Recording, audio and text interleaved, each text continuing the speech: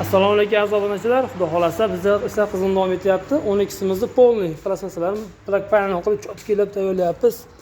Arqa yubkalarni ham ozgina kasallar bor ekan, ularni tayyorlab, grundovkasini sepib deganda idealni qilib. X2'miz polniy remontdan chiqdi. Polyrovkalari tugab, xudo xolasa yig'ish jarayoni bonusni qilib motorlarni cho'tkilab tozalab beryapmiz inshaalloh. Egasi xursand bo'ladi. Redline chiqillar taqib, xudo xolasa salonlarni chiroyli qilib, tiniq qilib, o'zini kaskasini sepib, tarbiyalarni ham yangidek qilib qo'ydik. Yangi poli chexollar, orqalari polni bagajlar shumka bo'ldi. Xudo xolasa yig'ib ozgina ishlari qoldi. Nexia birimiz ham polni kaskadan chiqdi. Hozir polyrovka jarayoni ketyapti. Переходlar sepillar qatarlarni. Xudo xolasa buni olib kirib polyrovkani qilsak, bugun undan beraveramiz. Garaj akalar, biz ishlar bilan bo'lib montajlarga vaqtimiz bo'lmay qolyapti videoga. Qo'ldan kelgancha aloqaga chiqarasizlar. Alloh xohlagan qancha tayyorlab xizmatdamiz inshaalloh. Biz svязamos, gazni bosamiz.